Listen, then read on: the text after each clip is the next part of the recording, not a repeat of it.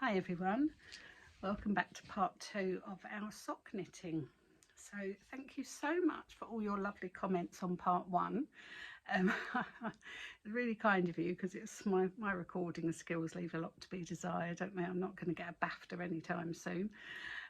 BBC are not going to be after me for any recording skills that I do or do not possess. So I hope everybody's got on okay with their sock knitting. I've had quite a few comments saying people have never tried sock knitting, but they're going to have a go after watching my video. So that was lovely, really inspiring to hear. So as you can see, my needle, can you see this one's got a lovely tip on it, and this is the one that broke as soon as I started recording yesterday. I don't know if you can see that. So one's got a nice tip, this one here got a nice tip, and this one, the bluey one, just broke straight away. So I have emailed Amazon and just left a review saying it broke. So since I saw you yesterday, then I have managed to do my 2x2 rib. So this is my 2x2 rib. So my yarn was called kiwi yarn, and as you can see, it's making a pattern to look like the kiwi fruit. So this is why I love this yarn, and I think this is perfect for a beginner knitter. You can get all sorts of fruits, peaches, papaya, coconut, banana, kiwi, strawberry, watermelon. I think you can pretty much get any fruit you fancy, and they knit up really nicely, and it gives you a lot of interest as well when you're knitting, so you haven't got to worry about having a pattern. So I've done my 2x2 rib. Somebody else said they couldn't manage on a cable this short, so this is, what did I say this was, a 60 centimetre cable. You can have as long a cable as you want. You can have a 100 centimetre cable. You do what works for you. You can have a much shorter. Some people can knit on a 9-inch circular needle. I'm knitting a pair of socks. I don't think they're up here. No, they're downstairs, and I ordered the wrong length needle and it is so short. I'm really struggling. That's why the socks are beautiful, and I'm now on the foot. I'm really struggling. It was really precarious when I was on the heel flap because you have more stitches on that part, and I really struggled. So since I saw you yesterday, then I've done my 2x2 rib, and I did 12 rows of 2x2 rib going round. I then knitted 25 rows of leg. So again, you can knit this as long or as short as you want to do. Now, by doing 25 rows, I'm going to have enough to do probably 2 pairs of socks out of this, or a pair of socks and a pair of wrist warmers. So you will easily get another pair of socks if you just do 25 rounds before you start your heel flap and gusset. But I just wanted to make it a quick sock because some of you, I think, are probably ready now for the heel. So I've just got a few stitches to go, and then I will be ready to show you how to do your heel. So you will now need your second stitch marker, and I didn't say to you yesterday, make sure your second stitch marker is different to your first one. So my first one is one of the mice from Bagpuss. Who remembers the Bagpuss in the 80s? So the first one is Bagpuss, one of the mice, and the second one is a nice little beady one. So make sure your 2 stitch markers are different, okay? So I'm just going to finish. I've got about a dozen stitches to go just on this, and then we'll do our heel. I'll show you the heel, and then you get that bit done, and then I'll probably come back tonight or tomorrow morning and show you the flap part. Okay, so I'll show you on a pair of socks I've got here finished as well what we're doing. So we're going to go round, we're going to knit this round to our stitch marker that is already on my needle. So just finish these last few stitches to the stitch marker. Okay, Now somebody else as well said they put on 64 stitches, which is absolutely fine. Again, you do what works for you. So I have knitted to that stitch marker there, so I'm just going to mark that off. So I've now done 25 rounds on my leg. If you think that's too short and you're knitting these to wear in the winter and you want a longer leg, then by all means do a bit more. I would often do about 40 rounds of leg, to be honest with you, if I wanted a normal pair of socks. So true Blue Peter style, here's one I made earlier. So this is, you know, these are years old, these socks. So they've lost their shape, they're a bit bedraggled now. I mean, I wear my knitted socks all the time. So this, you can see, has a lot more length in the leg. This has got a pattern on it. This was gorgeous yarn, but it's got a pattern on the front. I think it's the no, this isn't the crunkles. It's got a pattern on the front. It's got a pattern on the back. It's got a 2x2 rib.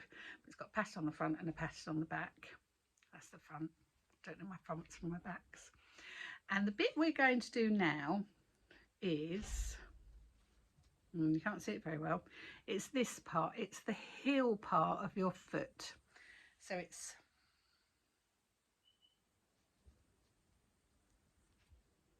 you can't see it because these are warm. So it's this part. So it's the bit that sits at the back of your foot. That's the piece we're going to work on now. We're going to do the heel.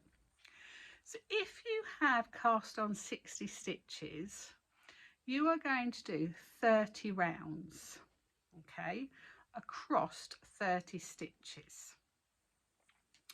If you have cast on 64 stitches, you are going to do 32 rounds across 32 stitches. So that's 60 stitches. If you cast on 60 stitches, you are going to work on 30 stitches and you are going to work 30 rows. If you cast on 64 stitches, you are going to work 32 rows across 32 stitches.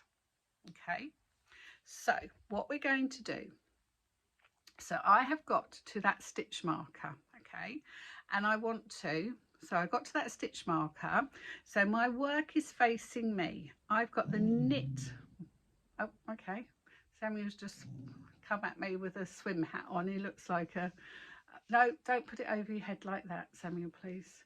He looks like a wrestler, like an American wrestler. So my working work is towards me. So if I wanted to carry on knitting now, I would slip my stitch marker and I would carry on knitting, but I don't want to. So I'm going to turn my knitting around. So now I've got the purl side. So I'm looking at the inside of my sock now. So I can now see the bumpy purl side that you've never seen before. You've not looked at that. So hello, bumpy purls. So you can now see lovely bumpy purls looking at you. And what you want to do now is pull your working needle forward. And this is going to require a bit of counting. So I'm quickly going, oops, my stitch marker has just dropped off. So I'm going to put that back on now. But I'm just going to very quickly count so I can talk to you while I'm doing this. I'm going to count 30 stitches on this needle, still with the bumpy side facing me. So just let me count. Talk amongst yourself for a minute. 2, 4, 6, 8, 10, 12, 14, 16, 18, 20, 22, 24, 26, 28, 30. I'm just going to pinch my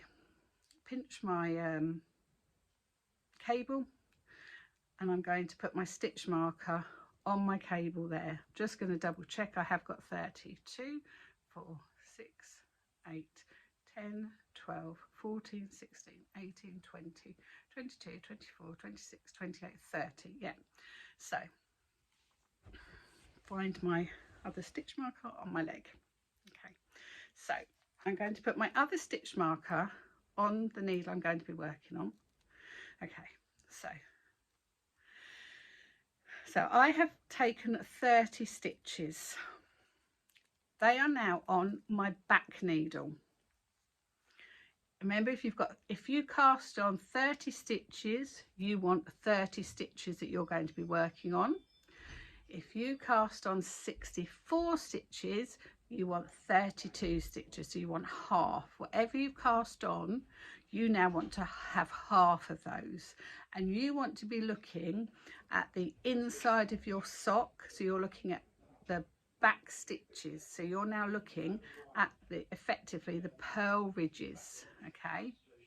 And you are going to be working just backwards and forwards on this back needle. So this needle is facing you, so this is it's the front for you, but for me it's the back, okay? So it's all in reverse for you, and I'm just working on these back stitches. I'm not going to do anything with this front part of my sock again, okay? So my first stitch, I'm going to slip as though to purl. I'm then going to, yet again, make sure your working yarn is not going to be caught between the two needles. So I'm going to slip as though to purl that first stitch.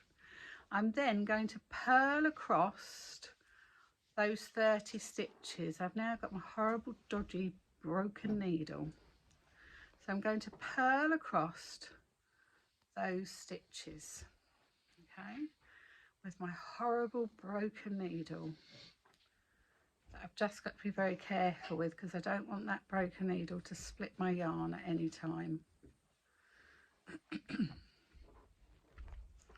Once you've mastered this, and once you have started knitting socks, I can guarantee you will never wear shop bought socks again, because once you've worn knitted socks, they are the nicest, warmest things you will ever wear in your life. I machine wash all my socks, whether it's commercial yarn or whether it's hand dyed yarn. So even that ball of or skein of Lay Family yarn, that will go in the washing machine. I don't mess around hand washing them. I whack them in the washing machine. The only thing I never do is I never tumble dry my socks. I knitted Mark a pair of socks once, beautiful, knitted them. They were gorgeous. I did accidentally leave a sewing up needle in it, which he did complain about, that it hurt his foot, but he didn't realise. And also, hand knitted socks don't need to be washed every day. You can wear a pair of hand knitted socks for 2 or 3 days running, if not more. They don't get smelly. Even if you went and probably ran the marathon, they wouldn't get smelly. Just do not tumble dry them, otherwise they will felt and shrink. But even hand dyed yarn or commercial yarn, just throw it in the washing machine.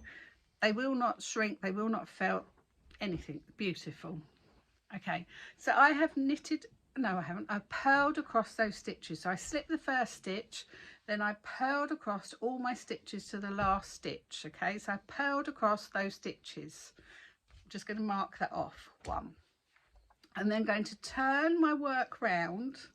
So I've now got the front side of the sock facing me, but still on that front bit. So if you want, add another stitch marker so you know you're only ever working on that one. Take your working needle again, slip the first stitch and then knit the second stitch. Slip the next stitch, knit the next stitch. Slip 1, knit 1. Slip 1, knit 1,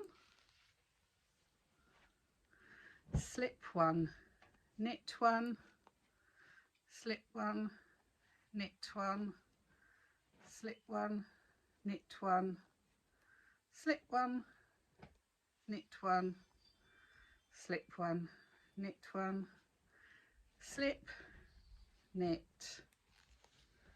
slip, knit, slip, knit, slip, knit, slip, knit, slip, and you will always end on a knit. So if you don't end on a knit, you know you've gone wrong. Milo's now lying across my book. Oh, that's a bit close up for you, isn't it? Do apologise, close up of my face. Turn your work again. You're always going to have your stitch markers on your working needles. Okay, you've now got the bumpies back at looking at you again. You're now looking at your bumpies again. You're still on that same set of 30 stitches. Slip the first one and then purl across those 30 stitches, or 29. So you slip the first one, you're then going to purl across your 29 stitches. It's tricky because I've got my broken needle. I hope Amazon get back in touch with me and replace the needles. They probably won't. Well, they're not expensive, but it's not the point, is it? You buy a pair of needles, you expect them to work longer than one stitch. That's the problem with wooden needles, though, I suppose, isn't it? But honestly, you saw me cast these socks on yesterday and they broke on the first stitch. I've managed to knit them all okay though, because that needle has been my holding needle the whole way. I haven't actually knitted off that needle at all. So purling all the way across. This gives you a really lovely texture, or texture the right word, a really lovely effect to your heel. Okay.